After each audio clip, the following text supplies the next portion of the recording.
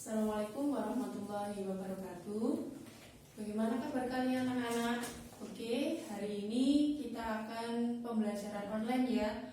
Karena ada beberapa hal yang menjadikan kita melaksanakan pembelajaran online. Di sini silakan kalian buka modulnya yang dari Wasmat pada prediksi 1 ilmu pengetahuan alam halaman 260. Silakan dipersiapkan dulu. Saya akan membahas mulai dari nomor 1. Sudah kan ya? Semuanya sudah siap? Saya mulai dari nomor 1. Sudah saya tulis di situ bangunnya ada 4 gambar, yaitu nomor 1, A, 2, sama B. Soalnya di situ diminta dia melakukan aktivitas memindahkan zat 1 ke medium A, kemudian zat 2 ke medium B. Oke. Di situ maksudnya adalah di dalam gambar 1 di dalam tabung ada benda yang berbentuk bulatan-bulatan. Berarti benda yang berbentuk bulatan-bulatan ini identik dengan benda padat. Sedangkan pada gambar 2 pada tabung Erlenmeyer di situ berupa cairan, berarti identik dengan benda cair.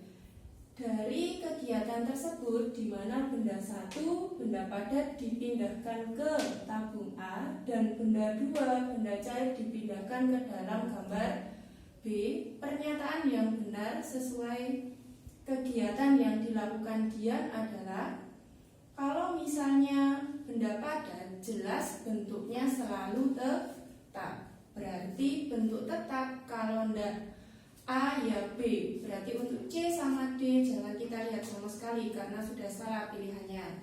Untuk yang benda 2, karena dia benda cair, kalau kita pindahkan ke B otomatis bentuk zatnya adalah berubah. Untuk volumenya berarti dari pilihan A sama B yang menyatakan bentuk zatnya benda 1 tetap dan bentuk zatnya benda 2 adalah berubah. Jelas pilihannya B, tapi kita buktikan untuk volume dan gaya tariknya apakah benar. Untuk volume zatnya benda 1, benda padat, otomatis volumenya selalu tetap pada benda A. Dan yang nomor 2, volume zat cair meskipun dipindahkan kemanapun bendanya, bentuknya, kemanapun posisi wadahnya, volumenya selalu tetap. Dan gaya antar partikel kalau benda padat jelas sangat kuat dan gaya partikel antara benda cair adalah lemah. Berarti jawabannya di situ adalah B.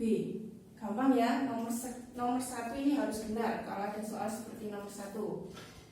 Oke, saya lanjut ke nomor 2. Di situ ada 1, 2, 3, 4, 5 pernyataan. Kalian disuruh mencari pernyataan yang termasuk perubahan kimia. Sifat dari perubahan kimia yaitu wujudnya tidak dapat kembali ke bentuk semula. Oke, berarti dari 1, 2, dan 3, 4, serta 5 yang termasuk perubahan kimia, jelas kertas dibakar jadi abu. Jelas perubahan ini kimia, tidak mungkin berubah jadi kertas lagi. Kemudian tomat berubah warna dari hijau menjadi merah saat masak. Apakah kalau sudah busuk jadi hijau lagi? Kan tidak mungkin. Jadi 2 adalah perubahan kimia. Dan nomor 3, sebutir telur direndam dalam asam cuka akan timbul gelembung-gelembung gas. Jelas ini ada suatu reaksi antara asam cuka dengan kulit pada sebutir telur. Kalau terbentuknya reaksi juga termasuk perubahan kimia. Berarti jawabannya adalah 1, 2, dan 3. Jawabannya adalah A. Kalau beras ditumbuk menjadi tepung dan lilin yang meleleh, berarti di situ termasuk perubahan fisika. Jadi ini adalah perubahan fisika karena dia hanya berubah wujudnya dapat kembali ke bentuk semula. Oke, kita lanjut ke nomor 3. Di situ ada gambar, sampai lihat yang sebelah kiri ada gambar kristal garam yang akan dimasukkan ke dalam gelas kimia berisi air kemudian diaduk. Di sebelah kanannya di situ ada Erlenmeyer, kemudian ada corong, di mana kristal garam yang sudah diaduk tadi mau disaring, yang hasilnya nanti ada filtrat. Filtrat itu adalah hasil saringannya, dan residu itu adalah sisa yang tidak tersaring. Berarti dari bentuk ada filtrat, ada residu, metode pemisahan yang tepat terhadap gambar tersebut adalah filtrasi. Jadi prosesnya adalah penyaringan. Jawabannya yaitu C. Oke, jawabannya adalah C. Kalau evaporasi berarti di situ adalah proses penguapan pada air laut. Kalau distilasi berarti pemisahan campuran berdasarkan perbedaan titik didih. Sedangkan pilihan D di situ kromatografi, pemisahan campuran berdasarkan perbedaan kecepatan suatu molekul. Oke. Saya lanjut ya, nomor 4. Dari 1, 2, 3 kalian harus bisa karena itu sangat mudah sekali.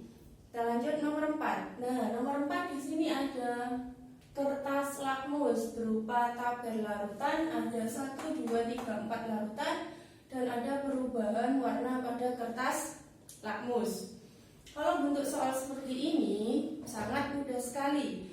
Di situ kalau misalnya ditanyakan jenis larutan yang bersifat asam, berarti asam itu identik dengan huruf M. Berarti M di sini disuruh ngapain? Disuruh merahkan lakmus. Oke, berarti disuruh merahkan lakmus. Cari pada dua tabel ini yang semuanya warnanya adalah merah. Berarti larutan nomor berapa? Larutan nomor 1 merah jadi merah, biru jadi merah. Kemudian larutan nomor 3 merah tetap merah, biru jadi merah. Berarti itu adalah larutan 1 dan larutan 3, mereka bersifat asam. Berarti jawabannya adalah B untuk nomor 4. Mudah sekali kan ya? Kemudian kita masuk ke nomor 5. Di situ ada beberapa senyawa pada produk pembersih badan yang dilingkari, tapi yang ditunjuk adalah fungsi zat yang diberi tanda Y. Yang diberi tanda Y di situ menunjukkan fragrance. Terus ada nama lainnya yaitu parfum. Kira-kira fragrance atau parfum jelas berfungsi sebagai apa? Sebagai pewangi badan. Karena parfum, kalian biasanya menggunakan parfum untuk pewangi badan. Berarti pewangi badan jawabannya adalah C. Oke. Mudah bukan ya? Terus kemudian saya lanjut ke nomor 6. Di situ ada grafik hubungan antara jumlah pengguna narkoba terhadap peningkatan kasus AIDS. Di mana di sini ada sebuah grafik batang, semakin ke kanan jumlahnya semakin naik. Berarti 275 naik menjadi 415, naik menjadi 500. Di situ menunjukkan bahwa kesimpulannya dengan bertambahnya pengguna narkoba, jadi ini misalnya 1 untuk penderita AIDS-nya adalah 275. Kalau 10 nambah 415, kalau 20 nambah 500. Berarti semakin bertambah pengguna narkoba, maka jumlah kasus AIDS-nya juga semakin meningkat. Berarti pilihannya adalah yang B. Oke. Grafik mudah sekali untuk dibaca, kalian sudah bisa seperti di matematika ya. Oke, saya lanjut ya.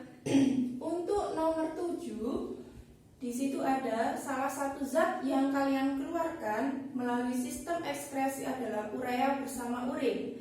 Di dalam rumus kimia, urea itu dirumuskan CONH2 dua kali. Nah, dari urea CONH2 dua kali di situ merupakan ionkah atau molekul unsur atau molekul senyawa? Ya, jadi jelas di situ CONH2 dua kali jelas terdiri dari atom-atom yang berbeda jenisnya. Ada atom C, ada O, ada N, dan juga ada H. Berarti kalau terdiri dari atom-atom yang berbeda jenisnya, jelas jawabannya molekul senyawa. Berarti pilihannya adalah D. Paham ya? Berarti nomor 1 sampai nomor 7 ini tadi kita sudah membahas materi kimia, hanya sedikit 7 soal. Saya lanjut lagi, kurang 2 soal ya, nomor 8 sama nomor 9. Nomor 8 ini sudah masuk soal fisika. Di situ ada bus ya, bus bergerak lurus dari ruas K.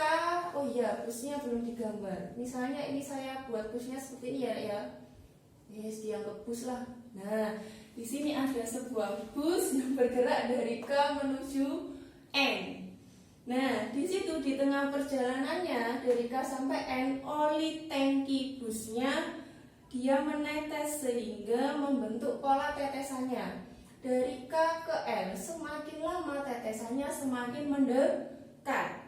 Kemudian dilanjut dari N ke M, tetesannya jaraknya sama. Kemudian M ke N, semakin lama tetesannya jaraknya semakin jauh. Berarti kalau tetesan uli semakin dekat tetesannya, berarti bus tersebut berjalan semakin lambat. Berarti jelas dia GLBB diperlambat. Berarti cari yang grafiknya turun, di mana hubungan V sama T-nya semakin turun karena kecepatannya berkurang, diperlambat. Berarti di sini K, di sini L. Kemudian dari L ke M, titiknya sama semua. Berarti kalau titiknya sama semua, jelas kecepatannya tetap. Kalau kecepatannya tetap, berarti garisnya lurus horizontal aja. Berarti jenis geraknya adalah GLB. Kemudian M ke N, jarak titiknya semakin jauh. Berarti kalau jarak titiknya semakin jauh, otomatis mobilnya melaju kencang sehingga jarak tetesan ulinya semakin jauh. Berarti dia dipercepat. K, L, M, N. Coba cari bentuk grafik yang seperti ini. Berarti jawabannya adalah yang A. Oke, pintar, sip. Itu ya untuk fisikanya. Terus nomor 9. Di situ ada sebuah balok yang masanya 3 kilo. Ini ya, yang balok yang bawah diberi gaya F sehingga dia bergerak dengan percepatan 2 seperti pada gambar ini. Kemudian balok tersebut ditambah dengan balok yang 3 kilo ditambah dengan balok yang 2 kilo sehingga disuruh mencari percepatan sistemnya dengan menggunakan gaya yang sama. Berarti kalau ada N, kalau ada F, ditanya F kalau ada percepatan, jelas menggunakan hukum 2 Newton. Hukum 2 Newton berbunyi apa?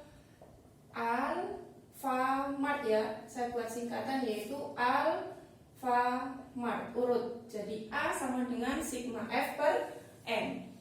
Coba kita cari dulu gaya ini untuk mencari percepatan ketika masanya dijumlah. Berarti kalau Alfamart untuk mencari gayanya dulu, tinggal kita kalikan silang yaitu M dikalikan A. M yang pertama kita gunakan 3 karena sebelum ditambah 2 dengan massa 3 kilo, baloknya sudah bergerak dengan percepatan 2. Berarti gayanya berapa? 6 Newton. Kemudian gaya 6 Newton ini digunakan lagi untuk mencari percepatan, tapi masanya dijumlah 3 kilo ditambah 2 kilo. Berarti F-nya saya masukkan ya lagi ya 6. Masanya bukan hanya 3, melainkan di sini 3 ditambah berapa? 2. Otomatis percepatannya yang akan kita cari. Berarti di sini 6. Di sini berapa 3 tambah 2? 5 ya, bukan 6 loh ya, hati-hati. Berarti untuk mencari A, 5-nya saya pindah ruas. Berarti 6 per 5 sama dengan A. Berapa kira-kira? 1,2. Satuannya meter per sekon kuadrat untuk percepatan. Berarti pilihannya mana? Pilihannya adalah Do. Oke. Oke, anak-anak, selanjutnya kita mulai lagi dari nomor 10. Di sini ada sebatang pohon kelapa. Di situ diketahui ya, tingginya adalah 20 meter. Kemudian ada kelapanya jatuh. Dia bermasa 2 kg yang berada pada ketinggian 4 meter dari tanah. Berarti 4 meter itu dari kelapa jatuh sampai sini saja. Dia adalah 4 meter. Tapi tinggi pohon kelapanya adalah 20 meter. Terus di situ yang ditanyakan adalah energi kinetik. Berarti energi kinetik EK saat ketinggiannya 4 meter, masa kelapanya 2 kilo. G itu apa? Percepatan gravitasinya pakai 10 meter per sekon kuadrat. Oke. Berarti EK itu kan identik dengan kecepatan. EK harusnya setengah mv kuadrat. Lah, di sini tidak ada kecepatannya, hanya ada perubahan ketinggian. Jadi EK di sini kita akan sama dengan perubahan energi potensial. Jadi meskipun tidak diketahui kecepatan, tapi kita bisa mencari EK dari perubahan energi potensial atau delta EV. Berarti setengah mv kuadrat bukan kita gunakan, yang kita gunakan adalah EK sama dengan rumusnya EV, MGH. Dari MGH yang berubah adalah ketinggian. Berarti di sini adalah ketinggian 1 dikurangi ketinggian kedua. Ketinggian 1 yang mana? Berarti yang 20. Berarti di sini EK sama dengan masanya 2.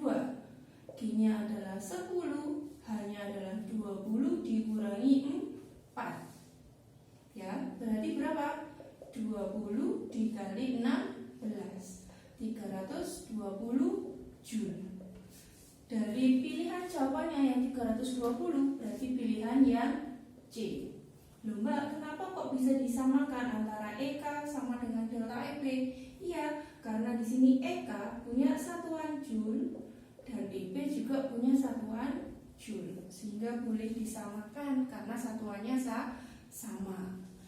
Mungkin ada cara lain silahkan, tapi kalau cara yang pakai momentum atau persamaan kinetik, energi kinetik itu nanti terlalu lama. Jadi langsung saya samakan EK sama dengan delta EV. Oke, saya lanjut ke nomor 11. Di nomor 11 di situ ada gambar 4 buah bidang miring yang masing-masing diketahui S sama H. S itu adalah jarak miringnya ini, sedangkan yang vertikal ke atas berarti H ketinggian. Disuruh mencari keuntungan mekanis yang sama besarnya dari gambar 1, 2, 3, dan 4. Rumus umumnya bidang miring yaitu apa? F kali S sama dengan W kali H. Fs WH, di mana keuntungan mekanis itu adalah W per F. Kalau F-nya saya pindah ke sini, berarti di sini sama juga dengan S per H. Karena yang diketahui hanya S sama H, berarti keuntungan mekanis kita cari menggunakan S per H. Mulai dari nomor 1 ya. Km sama dengan S per H. S nomor 1-nya 3, hanya 2. 3, 2 ya. Berarti berapa? 1,5. Oke, yang nomor 2 kita cari yang sama ya nilainya ya, yang sama besar. Berarti yang nomor 2 S-nya berapa?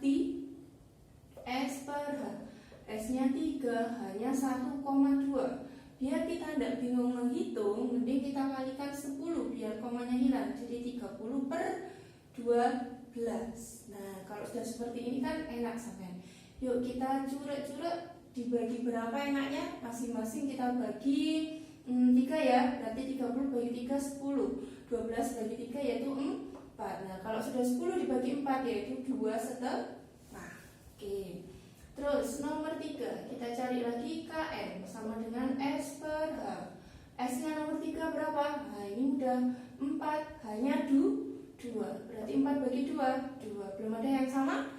Berarti nanti akan ada yang sama pada yang nomor 4. Berarti Km sama dengan S per H. S-nya berapa? 5. S-nya yang sisi miring ya. Kemudian H-nya yang sisi tegaknya.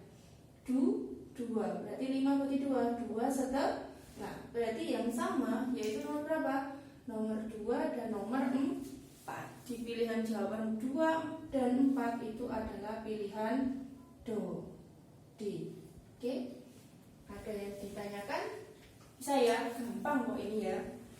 Nah, ini untuk yang nomor 12 ini ini adalah materi kelas 7. Saya bacakan dulu. Di situ ada tabel tentang kalor jenis dari 4 buah logam, yaitu aluminium, besi, tembaga, dan perak.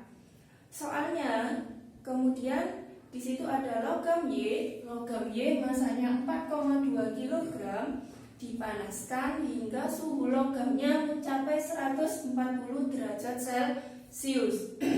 Kemudian logam Y tersebut dimasukkan ke dalam 9,2 kg air. Suhu airnya adalah 30 derajat Celcius. Jadi logam yang suhunya sangat tinggi dimasukkan ke dalam air yang suhunya lebih rendah. Otomatis setelah beberapa saat kemudian terjadi keseimbangan suhu. Keseimbangan suhu ini saya identikan dengan TC atau T campuran. Di situ nilainya sudah diketahui adalah 40 derajat Celcius. Terus ada lagi kalimat terakhir. Jika besar kalor jenis air, nah kalor jenis itu kan lambangnya C kecil.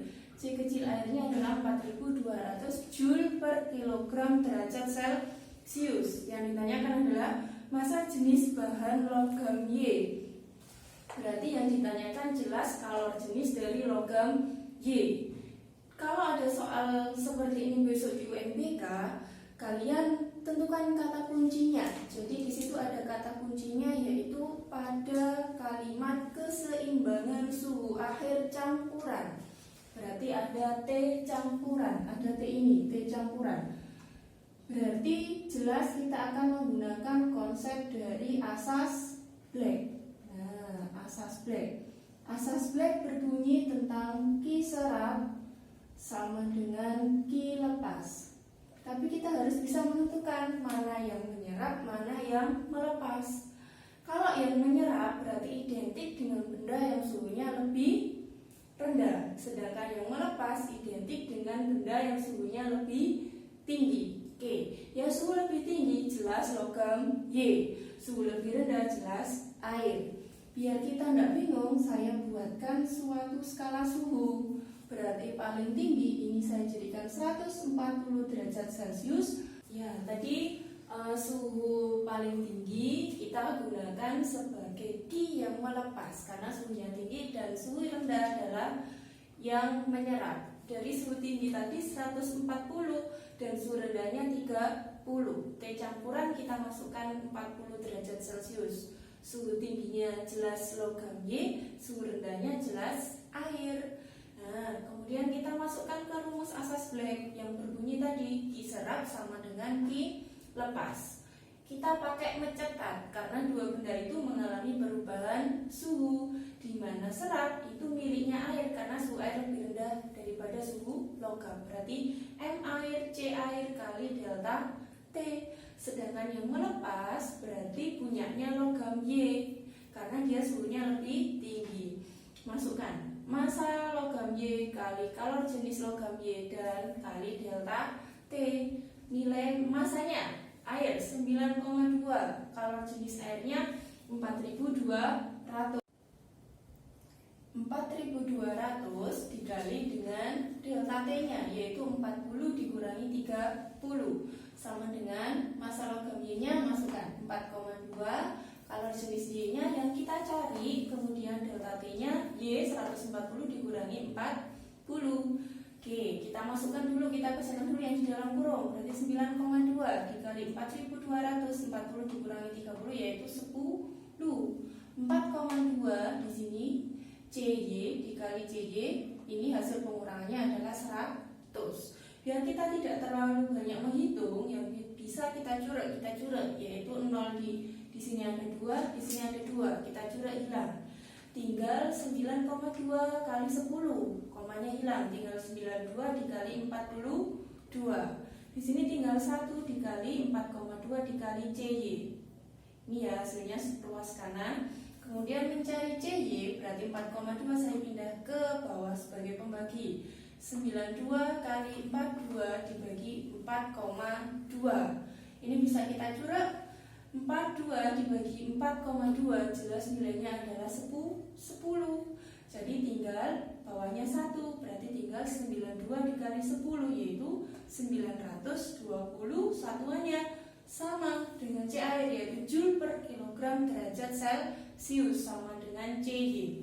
Dari pilihan jawaban yang menunjukkan 920 adalah yang A. Berarti jenis logam Y tadi adalah aluminium.